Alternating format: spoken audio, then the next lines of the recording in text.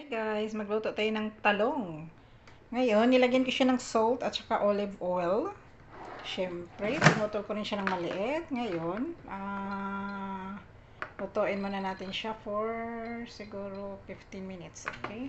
So, try natin. So, let's go! Nagluluto ako ng ano guys.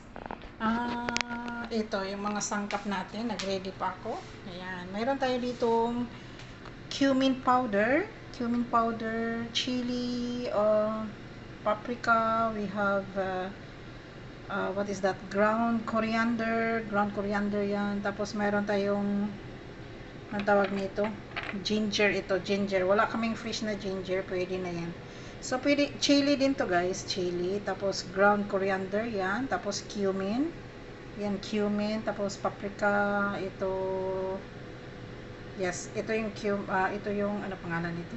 Cumin ata, ito yata yung cumin yung naka wait, where is the cover? I want to know more. Turmeric. Ito yung turmeric, nakakaano ng kulay. So, ayan, nakaredy yung milk. Ayan, mamaya ng kalabasa. Mayroon tayong milk. Ayan, mga ano natin, mga sangkap, tapos onion. So, ayusin ko muna yung mga sangkap, guys. Tapos, magluto na tayo. Check ko na, guys, ang ating, wow, pwede na siya, guys. Ayan. Yung ating eggplant. You know. Okay. Okay, ready na yan siya. Ilagay muna natin siya dyan sa side. Oh, perfect. So, ngayon, punta tayo sa ating niluluto. So, first, mayroon tayo ditong onions. Onions talaga unahin natin, guys. Ayan yung ating mga ingredients.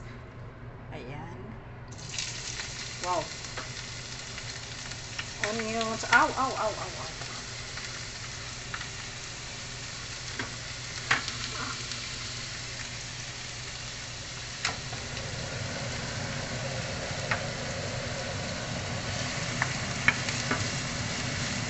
Onions muna, tapos meron tayong garlic dun.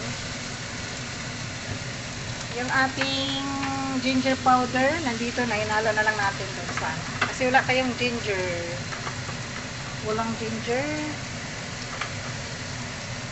So, fried onions muna.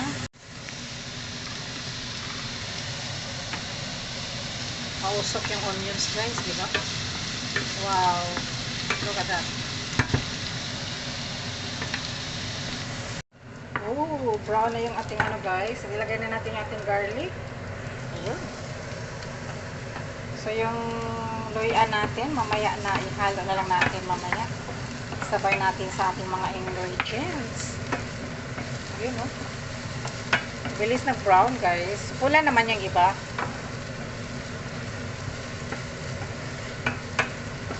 Diba? Ang bilis din ng garlic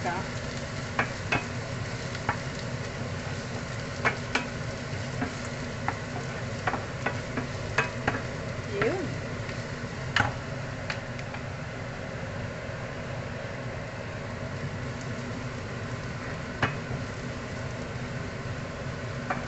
Wow, look at that.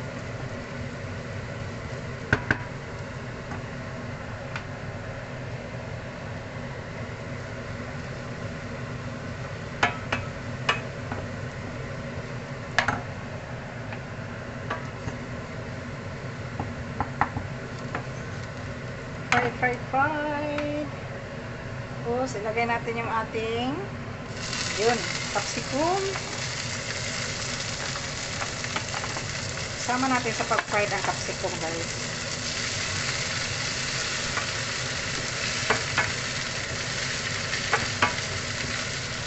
Tapos, maglagay tayo ng salt. Ayan. Konting salt.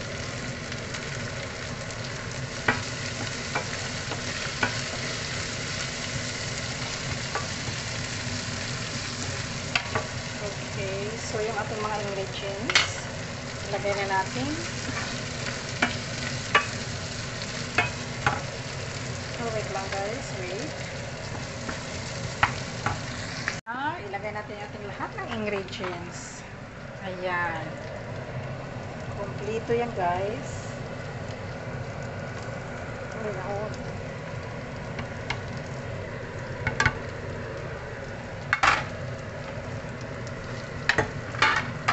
Black paper ata. Yan. Alam nyo, pwede naman ilagay yung mga ingredients muna bago yung capsicum, pero nilagay ko na muna yung capsicum para gusto ko yung ma-fried siya. Yan, yung amoy niya, oh, yung aroma ng mga herbs. Pagkatapos nito, guys, ilagay natin yung ating tomato sauce. What is that? Amazing.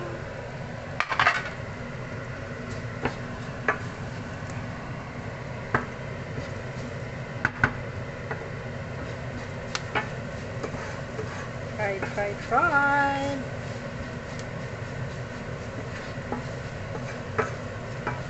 Okay, so ilagay na natin yung ating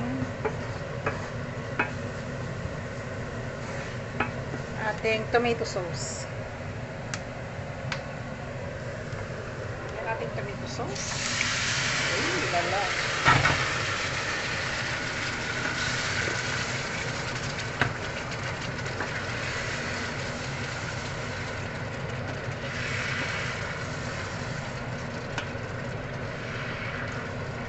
Yung tomato sauce, guys, matubig. Kaya kunting water lang ilagay natin. So, lagyan muna natin siya ng chicken stocks. So, lagyan natin siya ng tomato paste. Yun, oh. Wala pa tayong nilagay na water, guys. Takpan muna natin. Ito yung tomato paste natin. So, yun. Para mapula-pula yan at medyo maasim-asim. Maasim-asim. Tapos takpan natin siya, pahinaan lang.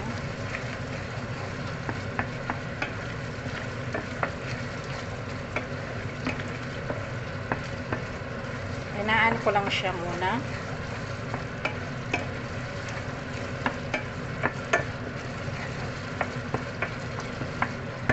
So, takpan muna natin siya, guys. Mamaya na. So, i-check ko muna, guys. 5 minutes nang nakaraan. Wala pang tubig. I-check lang natin. Yun, no? So, lagyan natin ng water, guys. 2 cups to, guys. 2 cups. 2 cups na water. Kasi mayroon pa tayong milk. Kaya, yung milk natin is half cup lang.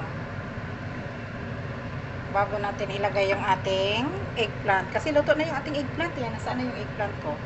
Check ko muna yung eggplant natin. Kunin ko na. Yan, o, yung ating eggplant. Ready na. Galing sa air fryer to, guys. Luto na yan. Kaya hindi siya dry dahil sa sa olive oil. So, ngayon, takpan ulit natin siya. Pakuluin na lang muna natin to.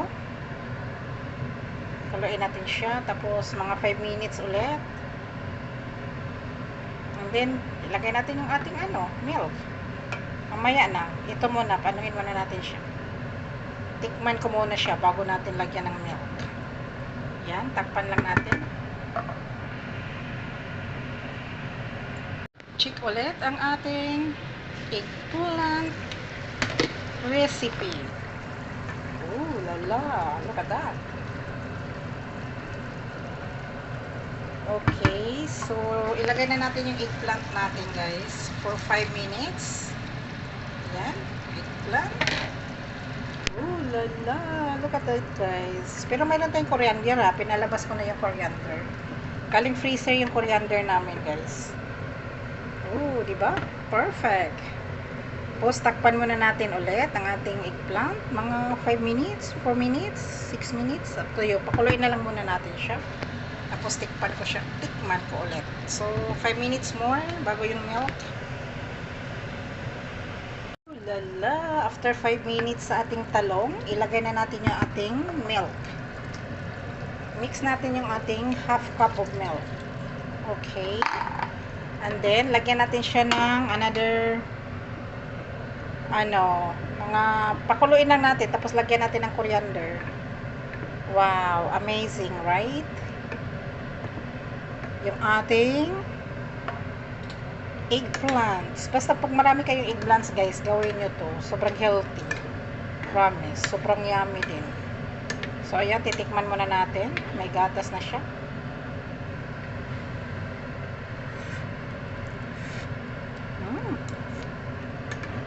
Sobrang sarap. Yummy. Wow, look at that. So, luto na siya, guys. At saka yung lasa, okay na rin yung lasa. So, lagyan na lang natin siya ng coriander. Kasi, guys, ang coriander nagdala ng yummy. Yummy, yummy sarap. Yummy, amoy ba? Nagdala ng, anong tawag niyan? The smell is good. Truth. The best smell good. Okay, okay. That's it. Okay. Thank you guys for watching. Luto na yung ating eggplants recipe. Ino-off ko na guys kasi overcook na. Mahirap na mag-overcook. Hindi naman overcook. Baka ma-overcook kasi yung ating eggplant ayoko nang maano. Ayun oh, tamang-tama lang. Ayan, that's it. Yan, buo-buo pa rin yung eggplant natin. Sobrang sarap. So, that's it guys. Thank you for watching. Luto ng ating eggplants.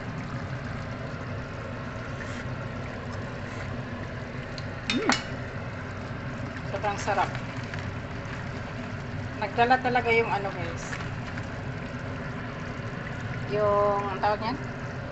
Yung